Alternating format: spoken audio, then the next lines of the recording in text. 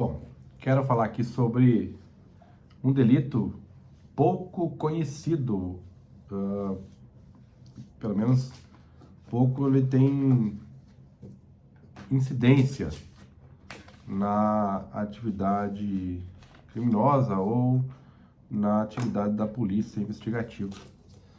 É um delito que até menciono isso por mim mesmo, que tenho aí, estou me avizinhando de 10 anos de advocacia criminal e, sinceramente, eu jamais tinha me deparado com um crime desse porte, desse feitio. Esse crime especificamente que eu vou tratar.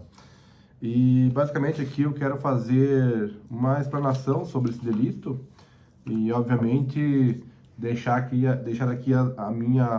a minha insatisfação e a minha discordância em relação, principalmente, à pena aplicada ao tratamento dado a esse delito como medida de repressão ou, enfim, de retribuição pela prática de quem aí se vê em curso nas sanções desse delito. Pois bem, eu recentemente eu digo ontem, houvera uma prisão, uma busca e apreensão e, consequentemente, a busca e apreensão autuou-se em flagrante o proprietário ou sócio de uma determinada empresa, sociedade empresária, e também do seu responsável técnico pelo local. E lá a polícia civil, já de mão de algumas informações e algumas notificações que teriam sido feitas supostamente pela Anvisa e pela Vigilância Sanitária do município,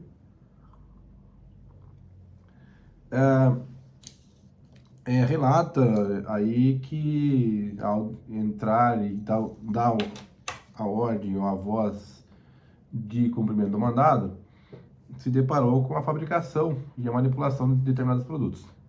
Então eu vou falar aqui brevemente, explanar inclusive expor a minha indignação, a minha insatisfação com essa reprimenda, que é do artigo 273 do Código Penal, que trata aí do delito de falsificação e adulteração de produtos, de medicamentos, né, de fins terapêuticos. Deixa eu ler aqui o dispositivo. Então é o artigo 273 do Código Penal, que tem uma pena absurdamente desproporcional. Essa é a crítica, e acredito que todos aí que militam, que advogam na seara criminal, e principalmente aí dos advogados criminalistas e grande parte aí até mesmo do judiciário, não concordam, muitos deles, inclusive Guilherme de Souza Nutti. Então, diz lá o artigo 273, que fala sobre o crime de falsificação, corrupção, adulteração ou alteração de produto destinado a fins terapêuticos ou medicinais. Então, prevê o artigo 273 caput. A falsificação, falsificar, corromper, adulterar ou alterar produto destinado a fins terapêuticos ou medicinais, 2 pontos, pena de reclusão, aí que vem a grande indignação, 10 a 15 anos, ou seja, uma pena mínima de 10 anos e pena aí máxima de 15 anos. Isso falando sem haver aí numa apreciação de uma dosimetria agravantes, agravantes, causa de aumento de pena, enfim, várias outras circunstâncias que podem agravar a pena. Eu fiquei deveras preocupado, decepcionado, mais uma vez, com o nosso legislativo. Como dizia um colega, os nossos legisladores capengos, por conta de uma comoção, aí talvez uma publicidade que teria sido aí ocorrida há um tempo atrás, por falsificação de medicamentos, principalmente pílulas anticoncepcionais, elevaram essa pena desse delito, que tinha uma pena bem simbólica, inclusive, ele tinha uma pena bem baixa mesmo, que relativamente baixa, elevaram significativamente. E a minha indignação principal, primordial aqui, é porque é uma pena muito superior a quem está respondendo pelo crime de tráfico de drogas. Artigo 33 da Lei 11.340, salvo engano. A Lei de Tóxicos, que prevê uma pena bem inferior a essa aí prevista para esse delito. Então, se você for, por exemplo, encontrado ou foi abordado e no seu veículo há lá 500 quilos de cocaína ou de metanfetamina ou qualquer outra droga ilícita, você, tendo todas as circunstâncias favoráveis, sendo primário, você tem a possibilidade, inclusive, de pegar uma pena de 1 ano e 8 meses, 1 ano e 8 meses, que poderá e será convertida em pena restritiva de direitos, que é prestação de serviço à comunidade e essas coisas todas aí. Pena restritiva de direitos, não dá prisão, tá? Você vai pagar, como diz no popular, uma cesta básica. Em tese seria isso. Enquanto um crime de falsificação, corrupção de medicamentos terapêuticos ou medicinais, para fins terapêuticos medicinais, você leva uma pena mínima, já começa com 10 anos, que não há nenhuma possibilidade de você reduzir essa pena, porque não há, se tiver uma confissão, ela não pode vir ao mínimo legal, salvo venha uma alteração aí na jurisprudência, conforme há aí uma discussão. Então, em tese é isso. Obviamente que há o bom senso, deve haver bom senso dos juízes, dos julgadores, no momento de apreciar um fato desse. E daí eu vim ler de Guilherme de Souza Nunes, primeiramente, para ver o que ele diz sobre esse crime, no qual eu fiquei, assim, deveras espantado com a punição, porque esses medicamentos, esses produtos, eles podem ser fabricados, não é ilícito.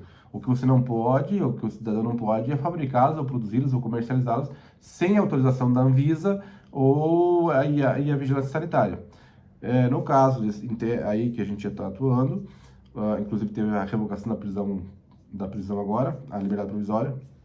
Nesse caso, a empresa estava trabalhando, tinha lá seus funcionários todos, a fábrica estava trabalhando e buscando nos órgãos públicos a legalização ambiental, a legalização da Anvisa, a autorização, a vigilância sanitária, tudo isso. Só que havia aí uma demora pelo órgão público, pelos órgãos públicos para a liberação desses alvarás e dessas licenças para trabalhar. Enquanto isso, tinha que arrecadar recursos e iam produzindo. Mas é um produto que produzia, se tivesse totalmente aí concedida a liberação da Anvisa, da Vigilância Sanitária e Ambiental, obviamente que poderia ser comercializado sem problema nenhum, só não tinha autorização. Mas é algo que você consegue, que você pode, que é lícito legalizar e trabalhar, ok? Já o tráfico de drogas, a droga ilícita, a cocaína, maconha, metanfetamina, crack, qualquer droga ilícita que se encaixe no artigo, aí nas determinações da lei de tóxicos, você não tem como legalizar, não há possibilidade alguma de legalizar, é tráfico e pronto. Mas mesmo assim você responde com uma pena de 1 ano e 8 meses, no final, tendo em conta lá o parágrafo 4º do artigo 33, quando tem ali as circunstâncias favoráveis.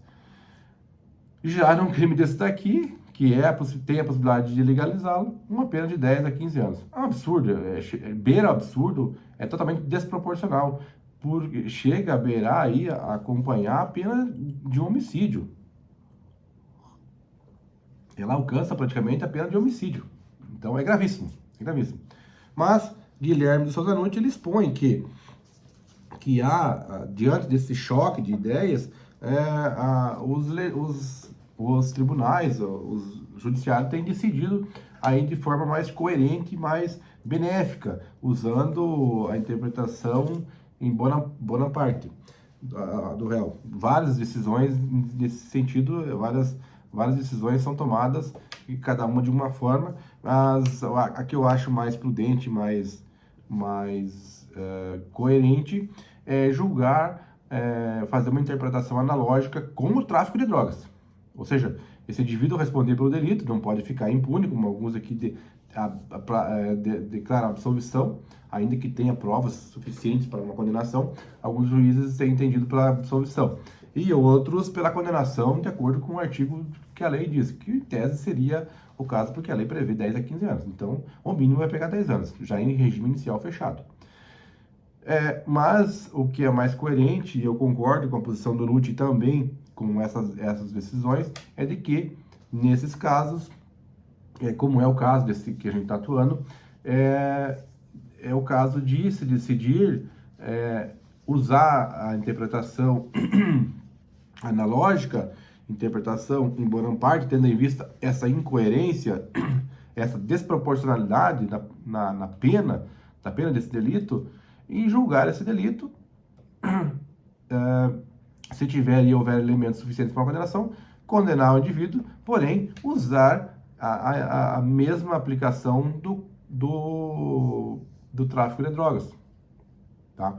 Então, não aplicar a condenação pelo delito conforme prevê o 273, que aí a pena é absurdamente alta, é desproporcional totalmente. Há crimes muito mais graves, e graves de fato, que têm uma repercussão, que de fato causa uma comoção e que merece uma repressão. Esse é um crime de perigo abstrato, né? Então, eu acho que eu concordo com esse ponto de vista, que deve ser julgado de acordo com, comparando-se, usando a analogia, aplicar a mesma pena do tráfico de drogas, que eu acho o mínimo, porque para minimizar, mitigar ou tentar corrigir de alguma forma essa injustiça, essa barbárie que o nosso legislativo, nosso constituinte, né, o nosso legislador cometeu. É um absurdo, tá ali e ninguém se preocupou. E eu, como eu disse, nunca tinha me deparado, de fato, aí na prática com um delito desse.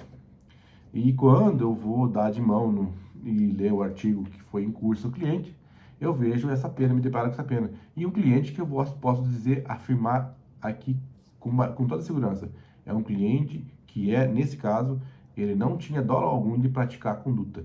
Ele é inocente, o meu cliente. Né? Há outros indivíduos de um concurso, mas especificamente o meu cliente, não vou relatar o nome, está pagando por um crime, uma pena absurda, um lugar que ele estava trabalhando. Então, essa é a minha indignação. Eu acho que merece aí uma apreciação, merece uma reparação uma correção dessa pena, dessa punibilidade por esse delito, e que na prática é pouco usual pelo nosso legislador. Aí, e esperamos que não demore muito a ter uma alteração, uma redução dessa pena.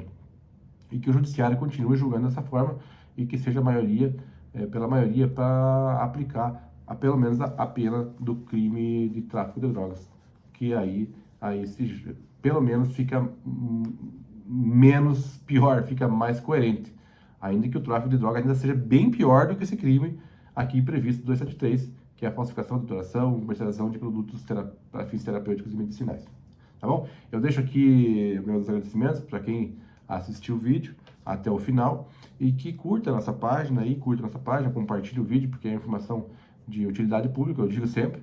E, por favor, faça os seus comentários, coloquem essas dúvidas embaixo no vídeo aí, e dá uma força para nós continuarmos aí a produzir material que seja útil a toda a sociedade. Um grande abraço a todos e obrigado pela atenção.